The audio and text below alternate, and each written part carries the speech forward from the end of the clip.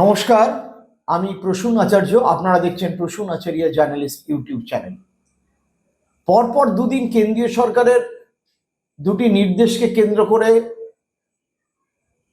কার্যত বাংলার অন্তত 2-2.5 কোটি মানুষ, যারা মূলত পূর্ববঙ্গ থেকে এসছেন পশ্চিমবঙ্গে, তাদের মধ্যে একটা সাংঘাতিক আলোড়ন পড়ে গিয়েছে। শুধু পশ্চিমবঙ্গ নয়, পশ্চিমবঙ্গর প্রতিবেশী আসাম, ত্রিপুরা, অর্থাৎ এই বর্ডারিং স্টেটে যে 2-2.5 কোটি মানুষ বিভিন্ন সময় এসেছেন দেশভাগের পরে, এবং বিশেষ করে 1971 সালে ভারত পাকিস্তান যুদ্ধ শেষে নতুন বাংলাদেশ রাষ্ট্র তৈরি হওয়ার পরবর্তীকালে তাদের মধ্যে একটা ভয়ঙ্কর সমস্যার সৃষ্টি হয়েছে। প্রথম কথা হচ্ছে, তিনখানি বিষয় আমাদের মাথায় রাখতে হবে। এক, লালকেল্লার ভাষণ থেকে নরেন্দ্র মোদী পরিষ্কারভাবে বললেন যে অনুপ্রবেশকারীদের জন্য ভারতের ডেমোগ্রাফি চেঞ্জ হয়ে যাচ্ছে, বিশেষ করে কিছু বর্ডারিং ডিস্ট্রিক্টে, এবং এই অনুপ্রবেশকারীদের কারণে ভারতের বসবাসকারী নাগরিকদের কর্মসংস্থান, যুবকদের ব্যাহত হচ্ছে। দুই, এসআইআর করার ব্যাপারে কেন্দ্রীয় সরকার সমস্ত রাজ্যকে নোটিশ পাঠিয়েছে। বিহারে এসআইআর এ অলরেডি প্রায় 50 লক্ষ মানুষের নাম বাদ পড়তে চলেছে, এবং 3 লক্ষ মানুষকে বলা হয়েছে তারা যে নাগরিকত্বের পরিচয়পত্র দিয়েছিলেন সেগুলো আবার নতুন করে জমা করতে হবে। এরা অনেকেই পশ্চিমবঙ্গের সংলগ্ন যে বিহারের অংশ, যেটাকে সীমাঞ্চল বলে, তার বাসিন্দা। 3 নম্বর, মমতা ব্যানার্জি যতই আপত্তি করুন, পশ্চিমবঙ্গ এসআইআর অর্থাৎ special intensive revision of the voter card এই সেপ্টেম্বর অক্টোবর মাস থেকে শুরু হতে চলেছে, এবং সেই ক্ষেত্রে যে যে ডকুমেন্ট দেখানো হতে পারে বলে নির্বাচন কমিশন বলছে, এবং সুপ্রিম কোর্টে যে মামলা চলছে, তাতে আমরা আমাদের পূর্বতন যে সমস্ত ভিডিও করেছি তাতে প্রায় 1 কোটি মানুষ নাগরিকত্ব থেকে বাদ পড়তে পারে পশ্চিমবঙ্গে আশঙ্কা প্রকাশ করেছে।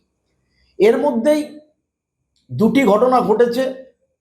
দয়া করে পুরো ভিডিওটি মন দিয়ে দেখুন এবং শেয়ার করুন, সামগ্রিক সমস্যাটি উপলব্ধি করুন।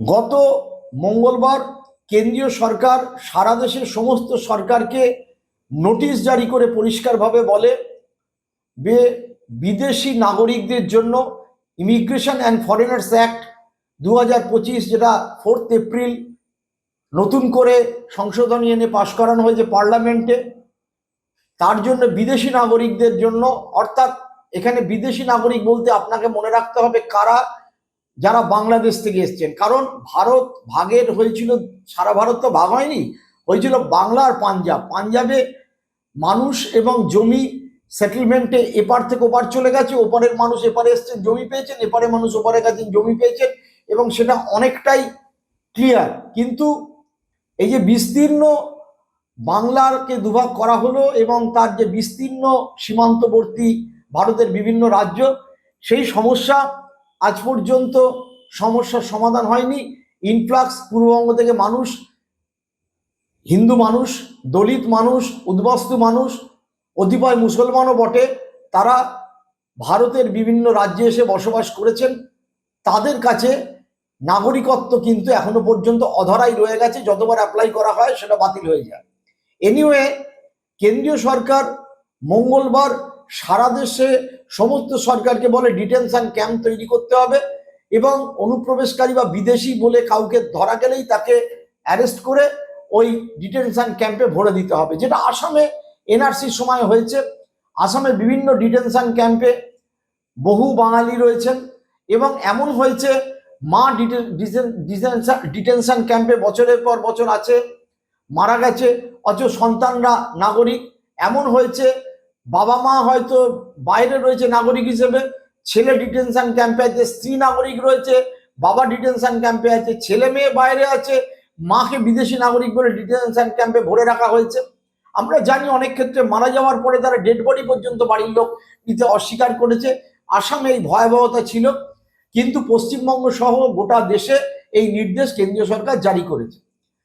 এই বিদেশি নাগরিক সংক্রান্ত বিষয়টি সম্পূর্ণ কেন্দ্রীয় সরকারের ব্যাপার, যেটা স্বরাষ্ট্র মন্ত্রক দেখে, এবং স্বরাষ্ট্রমন্ত্রী অমিত শাহ এই পুরো ব্যাপারটা দেখাশুনো করেন।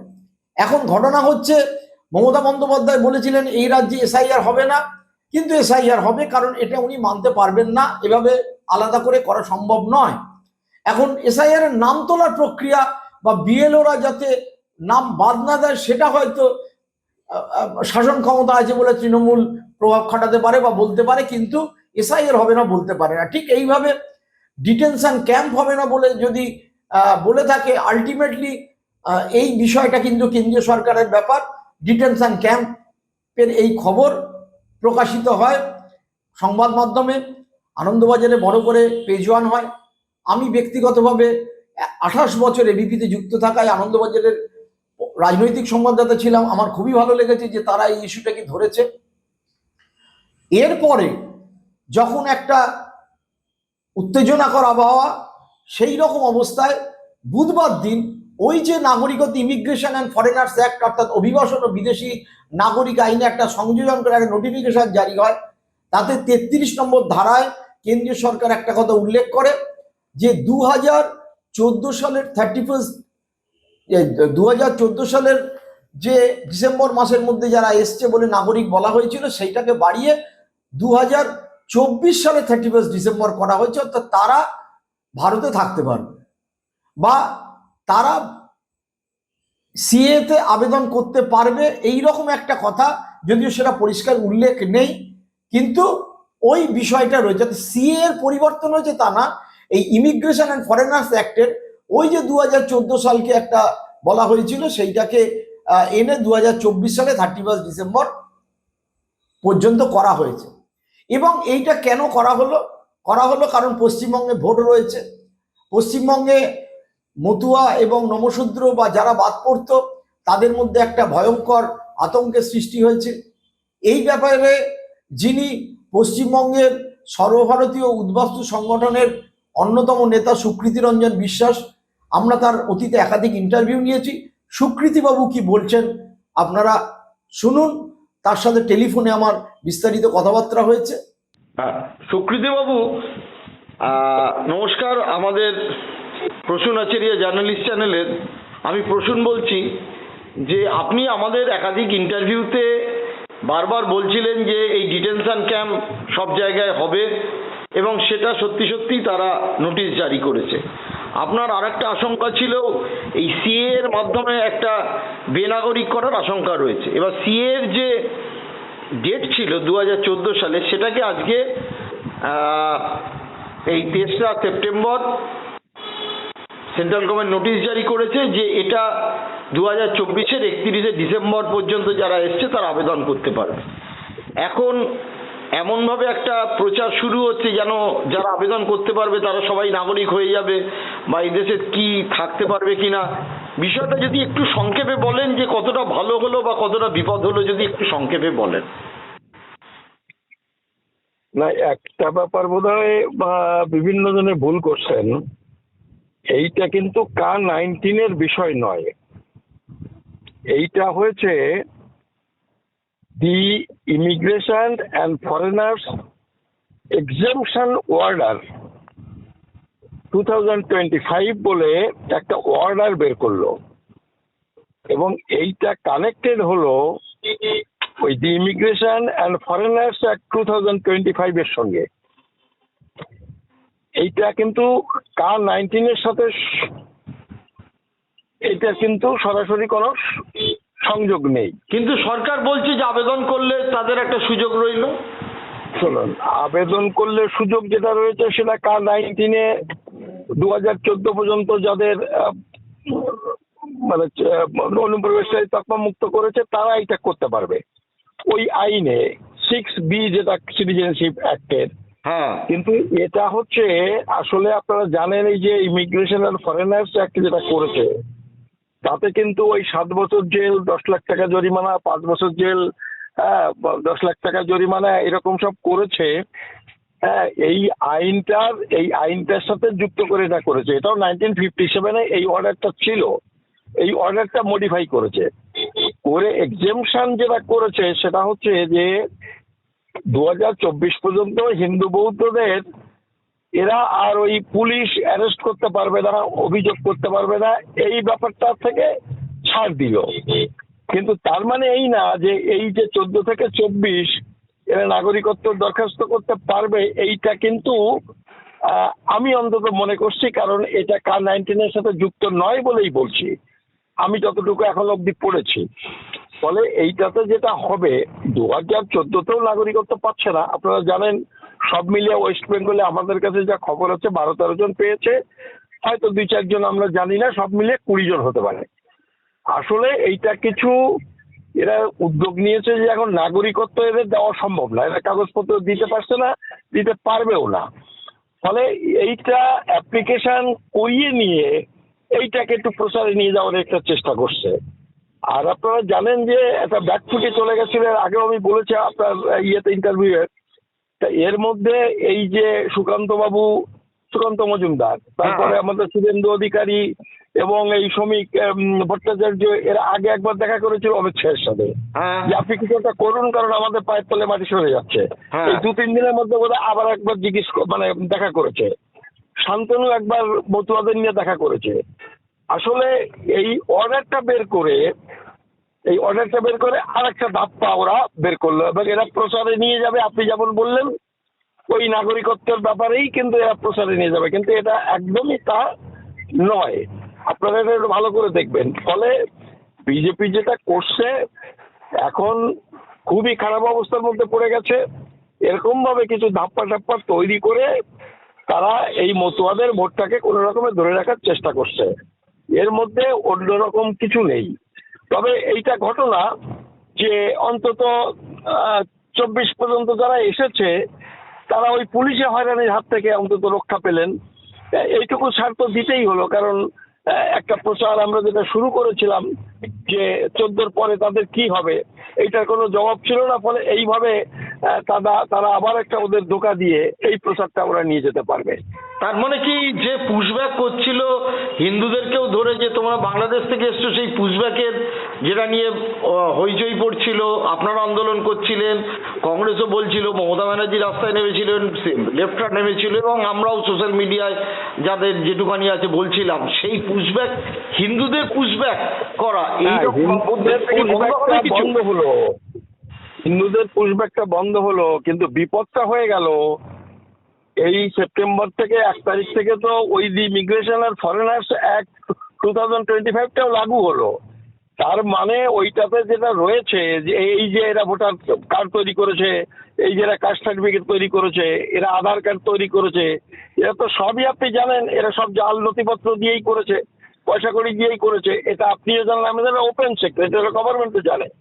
এখন যেটা ভুল ডিক্লারেশন দিয়েছে, এই এখন যেটা হলো, এই যে একটা 1 সেপ্টেম্বর থেকে লাগু হলো, এরা তো এখন এইটা নিয়ে ধরপাকড় হলে এরা তো সবই জেলে যাবে।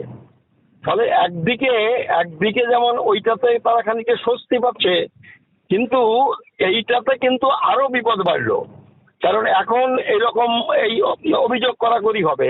আমি আপনাকে এক্ষুনি বলছি, আমি এক্ষুনি যাচ্ছি সেই ব্যাপারটা নিয়ে একটু কথা বলার জন্য, একজন নেত্রীর সাথে, একজন এমপির সাথে কথা বলার জন্য আমি যাচ্ছি।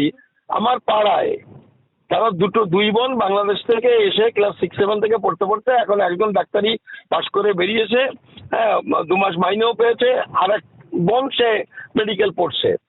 তার নামে এই বিদেশি এবং শিডিউল কাস্ট নয় এই বলে কমপ্লেন হয়েছে, এবং সেখানে এসডিও সেটাকে অলরেডি অর্ডার দিয়ে দিয়েছে ক্যান্সেলেশনের জন্য, এবং পুলিশকে বলে দিয়েছে ব্যবস্থা নিতে। এবং এখানকার পুলিশ তার বিরুদ্ধে বুঝলেন তো সুমোটো কেস করেছে, যেটাতে খুব সিরিয়াস কেস দিয়ে। আজকে দুপুরবেলায় টেলিফোন করে বলছে বাগদা এলাকার 5 জন তারা বিএসএফে চাকরি পেয়েছে, তাদের এমন সব কাগজপত্র চাই যে সবই আছে, ভোটার কার্ড, আধার কার্ড সবই আছে, যে তারা আর আলটিমেটলি এই 2-3 মাসের ব্যাপার, তারা জয়েন করতে পারছে না।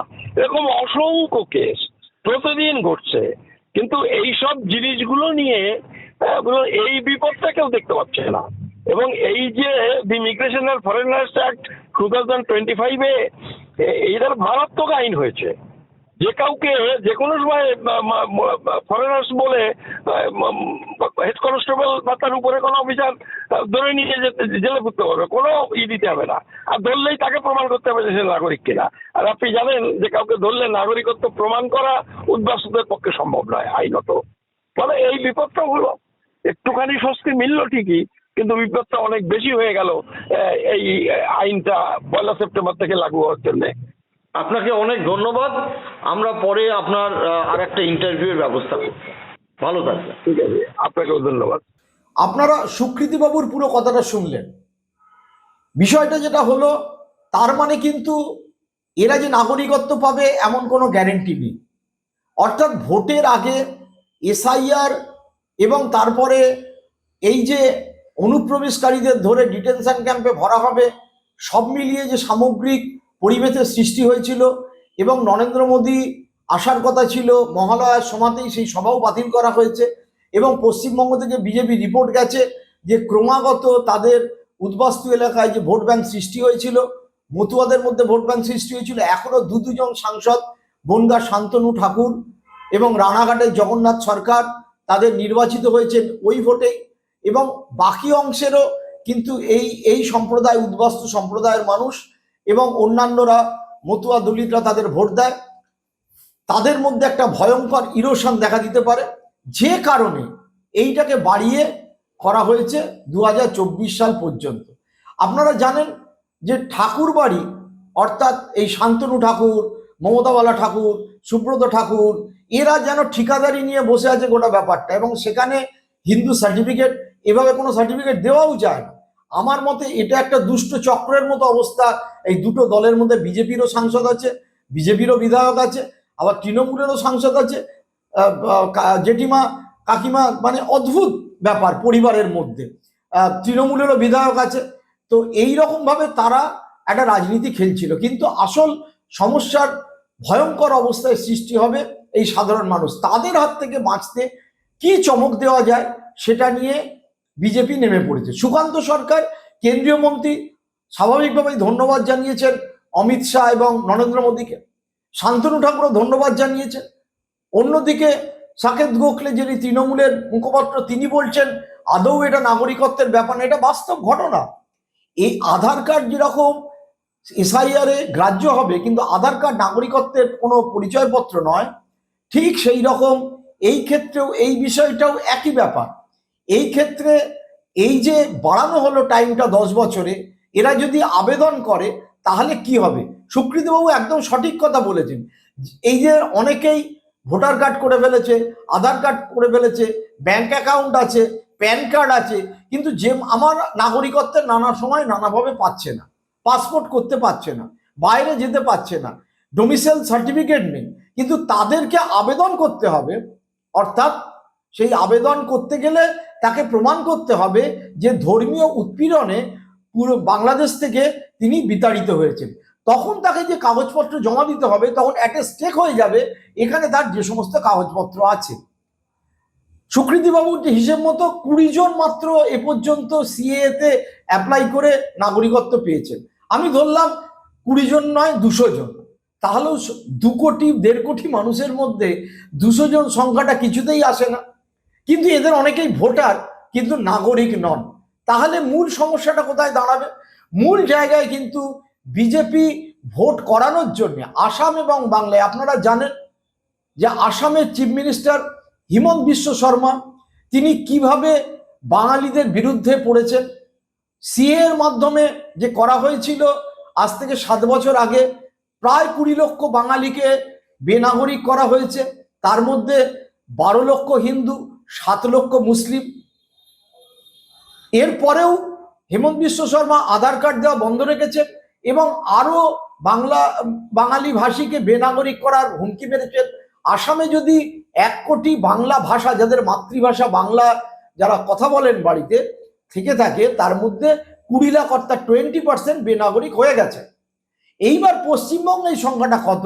আমরা আমাদের অতীতে বারবার হিসেব করে দেখেছিলাম সংখ্যাটা not less than 1 crore, it may be 2 crore, অর্থাৎ 1.5 থেকে 2 কোটি।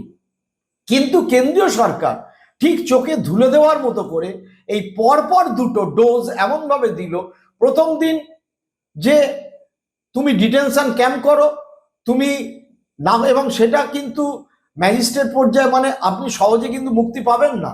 ডিটেনশন ক্যাম্পে ভরে দিলে আপনাকে নাগরিকত্ব প্রমাণ করতে হবে। এবং আপনারা সুকৃতিবাবুর মুখে শুনলেন কি ভয়ঙ্কর ঘটনা, ডাক্তারি পাশ করে গেছেন, চিকিৎসক, বিএসএফ এ চাকরি পেয়েছে, তারা পর্যন্ত নাগরিকত্বের পরিচয়পত্র দিতে পারছে না। ফলে তাদের অ্যাটেস্টেড, তাদের পুশব্যাক করা হবে কিনা। এখন প্রশ্ন হচ্ছে এরা পুশব্যাক হবে কিনা। পুশব্যাককে কেন্দ্র করে যে অবস্থা সৃষ্টি হয়েছে, বাঙালি পরিযায়ী শ্রমিকরা বাংলা ভাষায় কথা বলে বলে বিজেপি রুল স্টেটে মূলত যেভাবে আক্রান্ত হচ্ছে তা নিয়ে বাংলার রাজনীতি উত্তাল। এবং যে স্ট্র্যাটার ভোটাররা ভোট দিয়ে সরকার পরিবর্তন করে, তারা এটা নিয়ে অত্যন্ত চিন্তিত। ওই অনির্বাণ ভট্টাচার্য কি গান গাইলো, কি মধ্যবিত্ত উচ্চবিত্ত, যেটাকে ভদ্রবিত্ত বলে ইদানিং আমি চিহ্নিত করেছেন একাধিক লোক, এবং আমিও বলছি ভদ্রবিত্ত যারা, তারা কিন্তু এই সাধারণ মানুষদের এই সমস্যা, এই 2 কোটি মানুষ এই সমস্যা নিয়ে বিন্দুমাত্র ভাবিত নয়। তাদের সকলের ছেলেমেয়েরা ওয়েল এস্টাবলিশ, তারা পশ্চিমবঙ্গের বাইরে পড়াশুনো করে, অনেকে চাকরি করেন, বিদেশে যান, কি করেন না করেন, কলকাতার ওরিয়েন্টেড, তারা আরজিকর নিয়ে পদে নামতে পারেন, তারা ধিক্কার জানাতে পারেন, নিশ্চয়ই জানাবেন। আরজিকর নিয়ে নিশ্চয়ই তারা দক্ষিণ কলকাতা ল কলেজ নিয়ে ধিক্কার জানাবেন। কিন্তু তারা এই যে 2 কোটি বা 1.5 কোটি বাঙালির যে সমস্যা, ভয়ঙ্কর সমস্যা, শুধু আমাদের বনগাঁ বা উত্তর 24 পরগনা, গাইঘাটা, নদিয়া, করিমগঞ্জ থেকে শুরু করে নয়, একেবারে বর্ডারিং মুর্শিদাবাদে পার্টলি, নর্থ দিনাজপুর, ওখান থেকে কোচবিহার হয়ে সোজা ধুবড়ি থেকে কেন্দ্র করে বিরাট এলাকায় তাদের নিয়ে ভাবিত নয়। অর্থাৎ এমন ভাবে চোখে ধুলো দেওয়া হলো, সেই ধুলোটা ওই নোটবন্দির মতো ধুলো, সেই ধুলোটা 15 লাখ টাকা প্রত্যেককে ঢুকবে বলে ধুলো, সেই ধুলোটা যেভাবে রাশিয়ান তেল কিনে মুকেশ আম্বানি কোম্পানি লাভ করলো, আপনি 1 পয়সাও তেলে ছুট পেলেন না। আর ভারতের পররাষ্ট্র নীতি দুম করে নরেন্দ্র মোদী চলে গেলেন চায়নার দিকে, যে চায়না 6 মাস আগে ছিল শত্রু, মিত্র হয়ে গেল। এই বারবার আপনাকে চোখে ধুলো দিচ্ছে নরেন্দ্র মোদী এবং অমিত শাহ। এই কথাটাই আমি পরিষ্কারভাবে বলতে চাই। তবে একটা কাজ কিন্তু হয়েছে, আমাদের মতো যারা ইউটিউবার, আরো কিছু সংবাদ মাধ্যম, কিছু রাজনীতিকরা এই আলোচনা তৈরি করেছেন, যে ভোটাররা ভোট দিয়ে ক্ষমতায় থাকা না থাকা নির্ধারণ করে, তাদের মধ্যে প্রভাব পড়েছে, যার ফলে কেন্দ্রীয় সরকার অন্তত 2014 থেকে 24 এই 10 বছর সময়সীমা বাড়ানোর সিদ্ধান্ত গ্রহণ করলো। এবার এসআইআর কি দাঁড়াবে, আর এই সিদ্ধান্ত কার্যকর হলে কতজন আবেদন করতে পারবে, এই দিকে আমরা তাকিয়ে থাকবো। আপনারা দেখতে থাকুন Prasun Acharia journalist YouTube channel. Like, share এবং কমেন্ট করুন। ধন্যবাদ, সকলে ভালো থাকবেন।